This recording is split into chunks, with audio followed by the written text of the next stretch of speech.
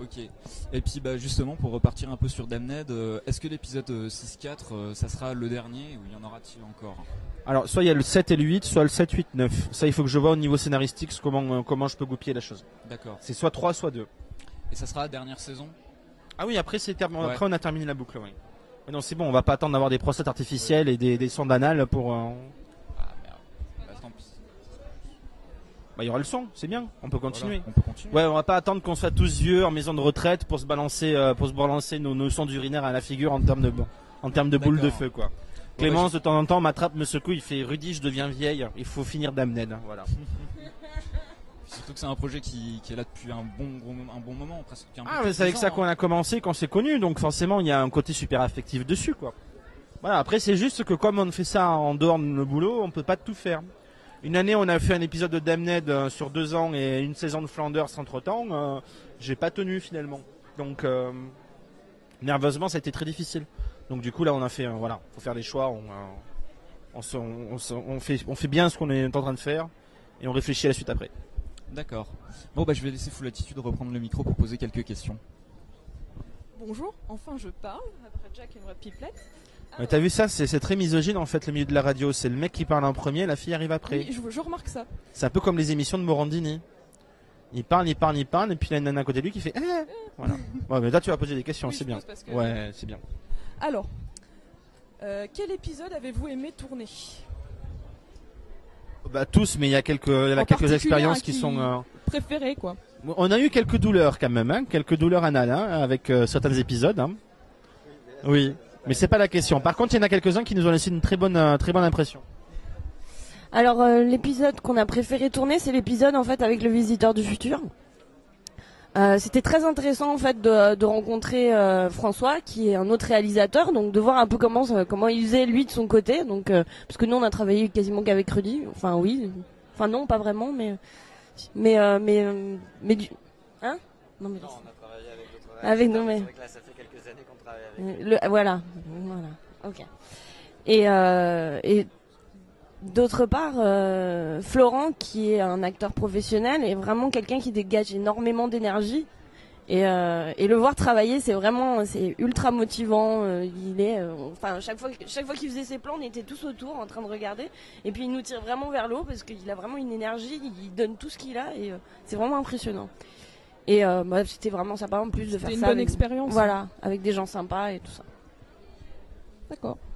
Oui, c'est un épisode qui changeait de la routine aussi. Je veux dire, on n'arrête pas de se voir nos gueules depuis 3 ans sur les tournages et compagnie. Là, on avait 2 éléments extérieurs. Du coup, l'intérêt était un petit peu renouvelé. Du sang frais, ouais. Du sang frais. Si je reconnais sa domaine là. Voilà, exactement. Donc non, c'est très agréable. Donc j'avais une autre question. Une BD, la Flanders, c'est possible? En projet. En projet? En pas projet. Plus on va dire il y a 2 planches déjà de fait. Donc en projet, mais genre en projet. Pas pour cette année. Je sais pas. Ni pour l'année prochaine. Je sais pas. Donc on verra, ça sera surprise. C'est trop tôt. C'est vraiment trop tôt pour en parler. On est en train de faire des essais avec le dessinateur, d'essayer de voir comment mettre les choses en place. Il y a vraiment encore rien de prévu. Mais c'est vrai que c'est un projet qui commence à avoir le jour, on va dire. Mais c'est un petit peu trop tôt pour développer ou même pour en parler davantage. Il y a encore trop de zones de flou. On a une opportunité. En gros, on a quelqu'un qui nous a dit si vous me sortez une BD, on vous l'édite. Donc voilà, maintenant, comme on est très exigeant envers nous-mêmes, on l'est autant envers les gens avec qui on va travailler. Surtout au niveau du dessin, on a une certaine culture de l'art graphique, de la BD, etc. où on est assez exigeant. On n'hésite pas à dire ça c'est de la merde, ça on aime bien, voilà, ce genre de choses-là. Donc du coup, vraiment, faut qu'on trouve la bonne équipe avec qui travailler, quoi. Voilà. D'accord, je vais parler plutôt au niveau des costumes. Je vois qu'il y a quelqu'un qui représente ici les costumes. Donc la saison 4, nouveaux moyens, nouveaux costumes. Qu'est-ce que vous attendez? Alors en fait, Rudy va introduire... il va encore y avoir beaucoup de personnages dans la saison 4. Donc du coup, beaucoup de costumes. Voilà, mais ça, on laisse la surprise. Ah.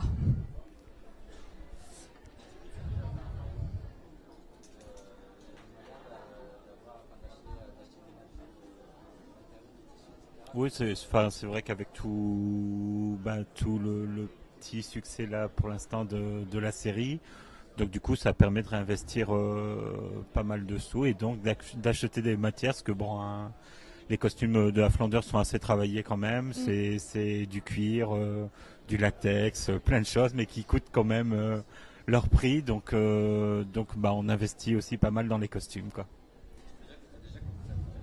Bah oui, le costume de Rudy est presque fini. Donc voilà, Rudy oublie sa blouse. Ah, il change. Voilà. On peut pas en dire plus. En pleine fleur. Ouais, non, c'est ça qui est bien en fait. C'est un projet qui est entièrement autoproduit, mais autoproduit par les sous que la communauté de fans nous apporte en achetant les DVD, en achetant des goodies, etc. C'est-à-dire que nous, on y met notre temps. Pierrick, bon, c'est son métier costumier, mais il n'est pas payé pour faire des costumes sur Flanders. Il donne son temps, etc. Il fallait choisir ses matériaux. On a les sous pour lui payer les matériaux. Pour vous donner un ordre de grandeur, par exemple, si on veut rentrer dans le monde professionnel, Pierrick, si tu fais un costume sur mesure pour un film, c'est 3500 € sans la matière première, c'est ça quoi. Voilà, ça on peut pas, on n'a pas les moyens. Possible. Mais parce qu'il veut bien nous donner son temps, etc. et son talent à ce niveau-là, et grâce aux gens qui nous suivent et qui nous soutiennent, on a maintenant de quoi acheter du matériel, etc. Voilà, on est en structure associative, tout est réinvesti dans l'association et ça nous permet d'aller trouver certains lieux qu'on pourrait pas avoir sinon, d'acheter du matériel pour tourner, du matériel pour monter ou du matériel pour les costumes par exemple. Donc là, je vais revenir à la Flanders. Je vais vous poser des petites questions. Donc, on va commencer par Monsieur Caleb. Ok. Que met Caleb dans son café le matin? Quelque chose qui se mâche. Ah. Vous pouvez pas nous en dire un peu plus? Non, vous ne voulez pas savoir. C'est magique. Donc après, on va passer à Hippolyte. Oui. Avez-vous toujours des envies sado? Toujours, mais particulièrement quand je vois un costume avec beaucoup de vinyle comme le vôtre. Après, on va passer à Cindy. Combien de personnes avez-vous tué durant les 3 saisons? Beaucoup. En fait, je les compte pas. Voilà. 1, 2, beaucoup. Ensuite, on va passer à Gladys. Comment se passe l'école, petite Gladys? Bah là, je dois en changer parce que j'ai encore mangé ma maîtresse. Ensuite, on va passer au docteur Parker.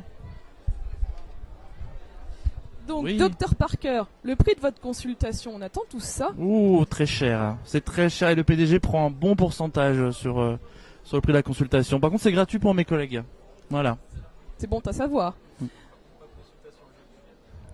Ah, le jeudi, vendredi, oui, c'est... Voilà, c'est RTT, on va dire ça comme ça. Je sais pas trop ce qui se passe. J'ai des trous de mémoire, faut m'excuser. C'est pas grave. Sinon, comme on est à Nancy, on est en direct de la Nimes, vos 2 jours, comment ça se passe? Très bien, est arrivé le vendredi soir, accueilli par un temps digne de Brest. C'est la Lorraine, fallait s'y habituer. Ah oui, mais là, on aurait dit la Bretagne, ce qui est quand même assez inquiétant. Mais par contre, on s'est pas laissé démonter. On nous a montré un petit peu le centre-ville, etc. C'est une ville charmante. Hein. La place Saint-Nicolas, elle est excellente. Tout ce qu'il y a autour aussi. Hier, on a pu tester et les bars et les restos. Donc, on a un peu mal aux cheveux et on a bien apprécié. Tu confirmes, Fred? Oui. Voilà, non, charmant accueil. L'équipe de la Nimest fait ça super bien. C'est des étudiants, donc c'est une première expérience pour eux aussi, j'imagine, quoi. Et franchement, chapeau, quoi. Chapeau, il y a vraiment une très bonne ambiance et un bon accueil et beaucoup de professionnalisme. Ça fait très plaisir.